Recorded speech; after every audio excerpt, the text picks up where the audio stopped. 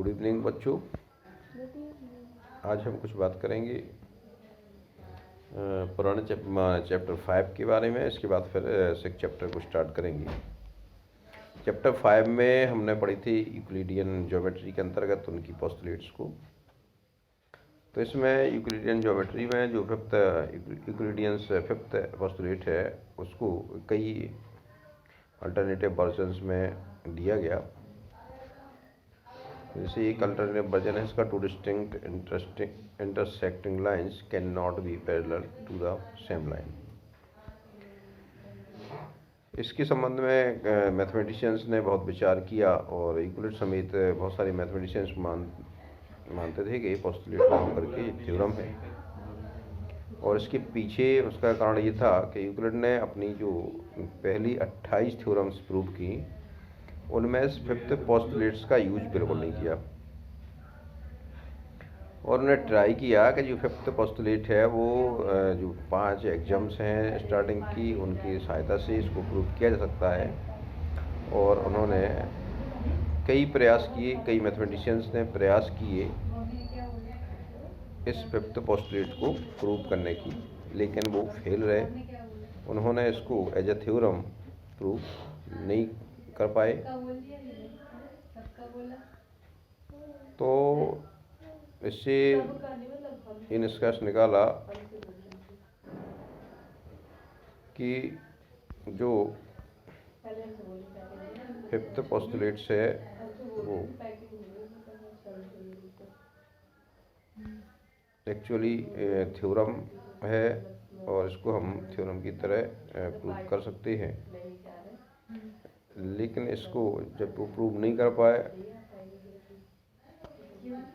तो उन्होंने इस प्रयास में, जब ये प्रोसेस चल रही थी, इस प्रयास में बहुत से लोग लगे रहे। तो इस प्रयास में एक नई ज्योमेट्री की खोज हुई, इसको नॉन यूक्लिडियन ज्योमेट्री कहा गया। और ये नॉन यूक्लिडियन ज्योमेट्री वास्तव में जिस यूनिवर्स में, जिस ब्रह्मांड में हम रह रहे हैं, उसकी जो ज्योमेट्री है वो वास्तव में नॉन यूक्लिडियन ज्योमेट्री है। क्योंकि जो यूक्लिडियन ज्योमेट्री की जो एग्जाम्स हैं, पोस्टुलेट्स हैं, वो केवल प्लेन के लिए ही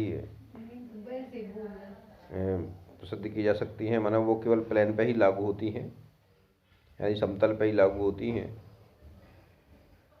और चूँकि अपना जो यूनिवर्स है, अपना जो ब्रह्मांड है, वो समतल नहीं है, वास्तव में ब्रह्मांड जैसा है, उस पर आपकी यूक्लिडियन ज्योमेट्री फॉलो नहीं होती है, यूक्लिडियन ज्योमेट्री का पालन नहीं करती है।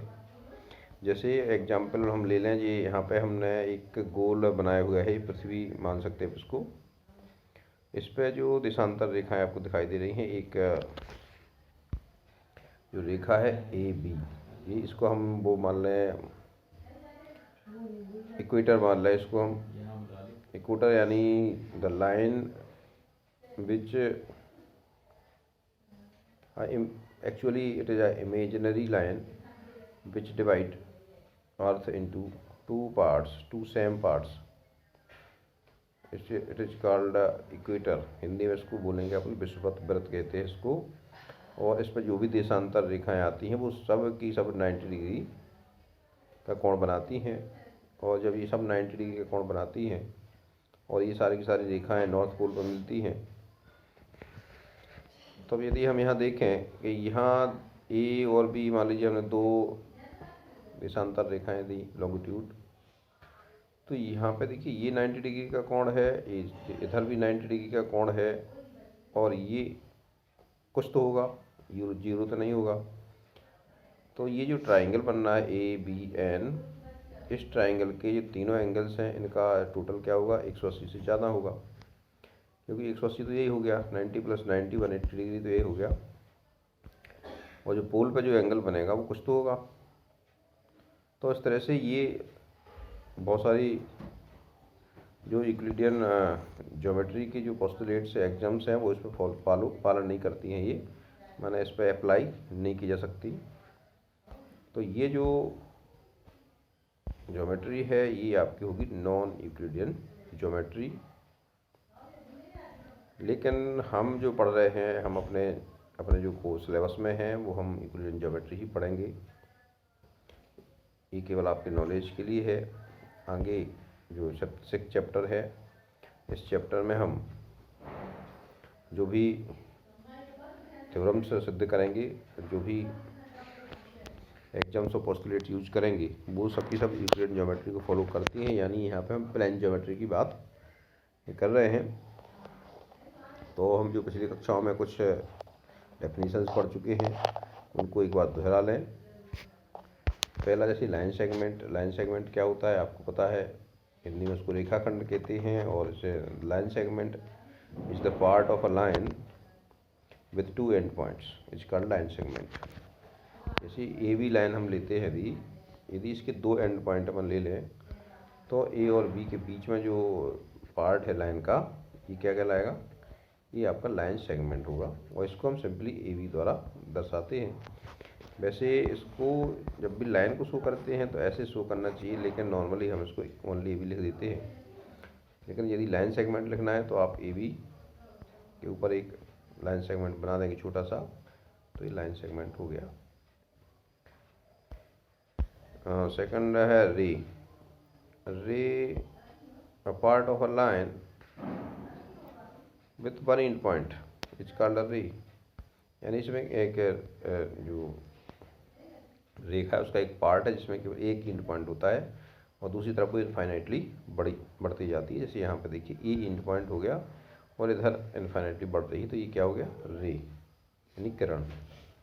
मतलब ये किरण केवल एक और बढ़ती है। जैसे पता है आपको सूर्य से किरण निकलती है तो सूर्य के पास तो वहाँ तो आगे उसके पीछे तो जाती नहीं है, उसके आगे निकलती है।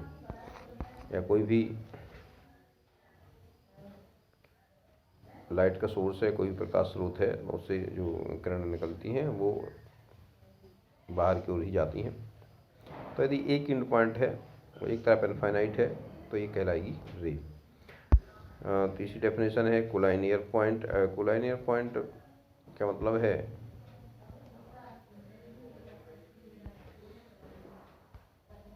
थ्री और more points which lies on same line is called collinear point. यानी ये समरेख बिंदु कहलाते हैं हिंदी में।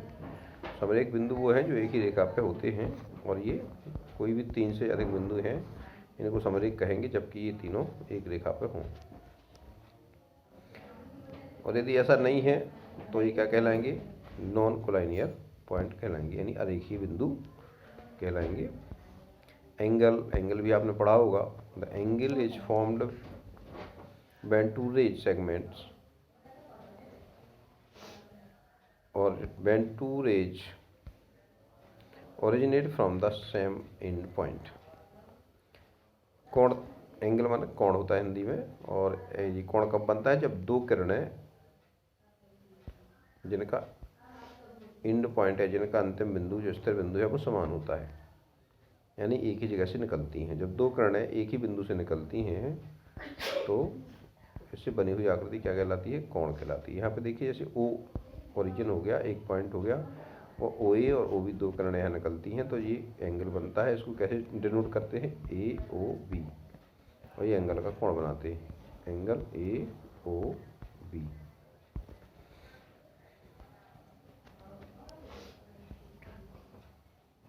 वर्टेक्स यानी शीर्ष, तो जो कॉमन पॉइंट होता है, एंगल बनाने वाली जो 2 रेज हैं इनका जो कॉमन पॉइंट होता है ये कहलाता है वर्टेक्स यानी शीर्ष। और ये 2 जो रेज होती हैं ये कहलाती हैं आर्म्स यानी भुजा। तो कोण की ये 2 भुजाएं हो गई और एक शीर्ष हो गया। और टाइप ऑफ एंगल्स भी आपने पढ़े होंगे।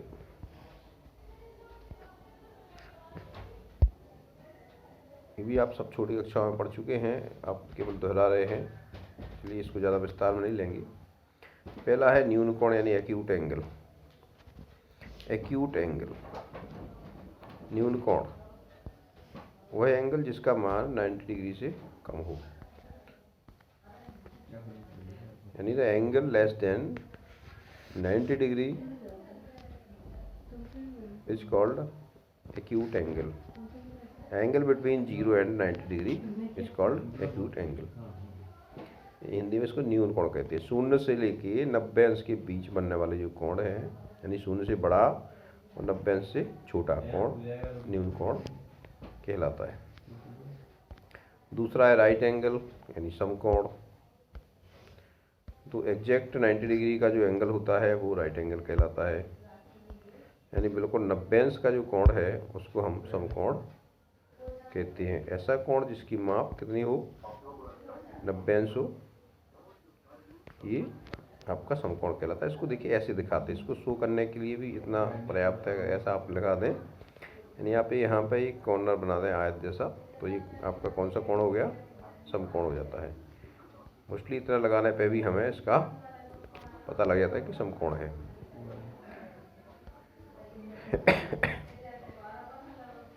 तीसरा है ऑब्ट्यूज एंगल यानी अधिक कोण। ये वो एंगल जो कि 90 डिग्री और 180 डिग्री के बीच का होता है। The angle greater than 90 degree and less than 180 degree is called obtuse angle, अधिक कोण। 90 अंश और 180 अंश के बीच का जो कोण होता है वो अधिक कोण कहलाता है। स्ट्रेट लाइन और स्ट्रेट एंगल यानी सरल कोण या ऋजु कोण। Straight angle, the angle formed by a line is called straight angle. Its measure is 180 degree. इसका जो माप है वो 180 अंश होता है और एक रेखा पे बनता है। जब ये दोनों जो रेज होती हैं एक दूसरे के अपोजिट हो जाती हैं, यानी एक लाइन बना लेती हैं, यानी एक पूरी रेखा बन जाती है, तो उसको हम सरल कोण या ऋजु कोण कहते हैं। इसका जो माप है वो 180 अंश होता है। रिफ्लेक्स एंगल यानी प्रतिवर्ती कोण। Angle greater than 180 degree and less than 360 degree is called reflex angle. Hindi में इसको प्रतिवर्ती कोण कहते हैं और ये 180 से अधिक और 360 से कम होता है। रिफ्लेक्स एंगल या प्रतिवर्ती कोण कहलाता है। कंप्लीमेंट्री एंगल यानी पूरक कोण। तो ये कंप्लीमेंट्री एंगल वो एंगल्स होते हैं जिनका सम 90 डिग्री होता है। Two angles whose sum is 90 degree is called complementary angles, यानी वे दो कोण जिनका योग 90 अंश होता है या जिनका योग समकोण होता है वो पूरक कोण कहलाते हैं। सप्लीमेंट्री एंगल यानी संपूरक कोण। यहाँ ध्यान रखना है, दो वर्ड्स में आपको कंफ्यूज नहीं होना है। एक है कॉम्प्लीमेंट्री एंगल, दूसरा है supplementary angle. Supplementary angle are two angles whose sum is 180 degree are called supplementary angle, यानी ये दो एंगल हैं, इनका जो जोड़ेंगे इन दोनों को तो 180 अंश होगा। तो ये जो एंगल है ये क्या कहलाएंगे, सप्लीमेंट्री एंगल कहलाते हैं। यानी ये दो कोण जिनका योग 180 अंश होता है संपूरक कोण कहलाते हैं। यहाँ पर पूरक और संपूरक में आपको ध्यान रखना है। पूरक कोण वे होते हैं जिनका जोड़ 90 अंश होता है और संपूरक कोण वे होते हैं जिनका योग 180 अंश होता है। अब है आसन्न कोण यानी एडजेसेंट एंगल। तो adjacent angles, the angle have common vertex and a common arm and their non-common arm are on different sides are called adjacent angle। यहाँ पे जो आसन्न कोण वे कोण होते हैं जिनके जो शीर्ष होते हैं वर्टेक्स वो कॉमन होती है, यानी उभयनिष्ठ होता है शीर्ष, और एक भुजा उभयनिष्ठ होती है और बाकी जो शेष दो भुजाएं हैं वो विपरीत ओर होती हैं। तब ऐसे जो कोण है वो आसन्न कोण या एडजेसेंट एंगल कहलाती है। क्या क्या शर्तें हैं, कॉमन वर्टिसेस होना चाहिए, कॉमन वर्टेक्स यानी शीर्ष का जो सम एक है उभयनिष्ठ होना चाहिए, एक भुजा उभयनिष्ठ होना चाहिए, और जो नॉन कॉमन आर्म्स हैं जो वहनिष्ठ भुजाएं नहीं हैं वो कहाँ होंगी, विपरीत ओर होना चाहिए, तब ये जो कोण बनते हैं वो एडजेसेंट यानी आसन्न कोण कहलाते हैं। यहाँ पे देखें, यहाँ पे इसमें बी कॉमन वर्टिक्स हो गया आपका, बी डी कॉमन आर्म हो गया, और ये द अपोजिट डायरेक्शन में है बी ए और बी सी। इस तरह से ये दो एडजेसेंट एंगल हो गए 1 और 2, यानी ए बी डी और डी बी सी, ये दोनों जो एंगल हैं ये एक दूसरे के एडजेसेंट एंगल कहलाएंगे। यहाँ पे एक और बात ध्यान देने योग्य है, ये जो नॉन कॉमन आर्म्स हैं इनके द्वारा जो एक सिंगल कोण बनेगा, इस कोण का मान इन दोनों एडजेसेंट कोण के मानों के योग के बराबर होगा, यानी measure of angle A B C is equal to A B D plus D B C. Next है लाइनियर पेयर ऑफ एंगल्स, कोणों का रैखिक युग्म। यहाँ पे इसी एडजेसेंट एंगल को देखें, जो दो एडजेसेंट एंगल हैं इनमें यदि जो नॉन कॉमन आर्म्स हैं वो एक दूसरे के अपोजिट हो जाएं, यानी एक लाइन ड्रॉ कर दें, तो ये आपका लाइनियर पेयर कहलाएगा। If non common arm of adjacent angle makes a straight line then the pair of angles is called linear pair of angles. देखिए यहाँ पे B J D common arm है, ये ओ बी, देखिए कौन सी है, नाम देखें यहाँ पे क्या दिया इसका, A C A B D एक एंगल हो गया, और ये B D D B C दूसरा एंगल हो गया, इसकी ये कॉमन आर्म हो गई बी डी। अब इसके जो अपोजिट आर्म है नॉन कॉमन आर्म से ये मिला के क्या बन गए, एक स्ट्रेट लाइन बना रहे हैं। यदि इसमें हम रूलर रखेंगे तो ये स्ट्रेट लाइन बन जाएगी। तो ये जो दो एंगल हैं एडजेसेंट एंगल, ये आपके स्ट्रेट लाइन बनाएंगे, तो ये क्या हो जाएंगे, ये कहलाएंगे लाइनियर पेयर ऑफ एंगल्स। इनका जो सम होगा, sum of linear pair angles is 180 degree. क्योंकि ये क्या है, एक लाइन बन गई, तो ए बी सी का मेजरमेंट कितना होगा, इस ए बी सी का माप होगा 180 अंश, और इन दोनों का योग भी 180 अंश होगा। और जब इन दो जो सप्लीमेंट्री एंगल होते हैं वो लाइनियर पेयर एंगल होते हैं।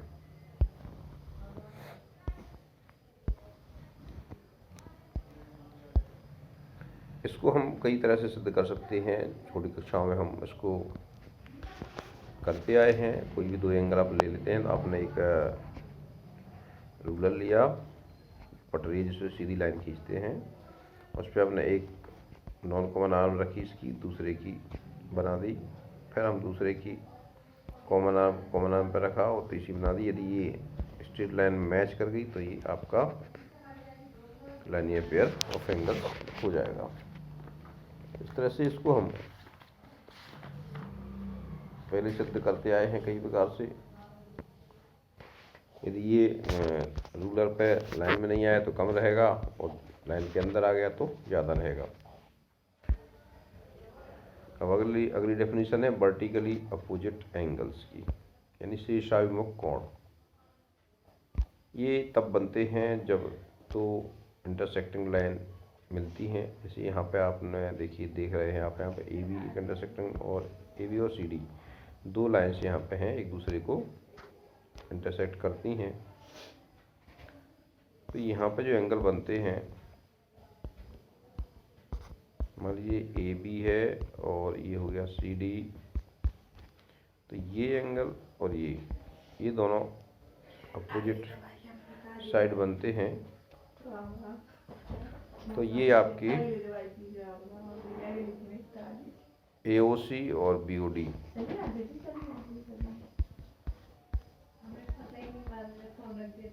ये आपके वर्टिकली अपोजिट एंगल यानी शीर्षाभिमुख कोण होंगे। दूसरा ये भी वर्टिकली अपोजिट होंगे, AOD बराबर BOC।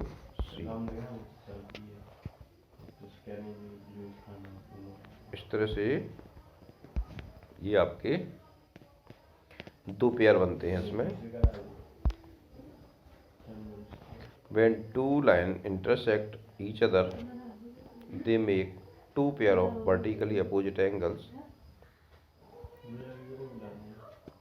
AOC and BOD are vertically opposite angle, and COB and DOB are other pair of vertically opposite angles. यहाँ पर शीशाओं कोण के दो जोड़े बनते हैं, एक जोड़ा ये हो गया और दूसरा जोड़ा ये हो गया। Intersecting line and parallel lines, तो ये तो आप जानते ही हैं, दो लाइंस या तो इंटरसेक्टिंग होंगी या फिर पैरेलल होंगी, या तो समांतर होंगी या फिर छेदी होंगी। यानी two straight lines can be drawn in two different ways, either intersecting or parallel. यानी कोई भी दो सरल रेखाएं आप खींचेंगे तो या तो वो एक दूसरे को काटेंगे या फिर एक दूसरे के पैरेलल होंगी। जब ये लाइंस पैरेलल होती हैं तो ये फिर कहीं नहीं काटती हैं, यानी ये इंटरसेक्ट नहीं करती हैं, और इनके बीच की जो दूरी होती है, in the distance between two parallel lines is equal at every point. The distance measured as the length of common perpendicular। यानी दो समांतर रेखाओं के बीच की दूरी हम कैसे नापते हैं, आपको न्यूनतम दूरी नापना है। हम दोनों पे लंब डालेंगे, 90 अंश का कोण बनाएंगे, तब ये दूरी न्यूनतम होगी।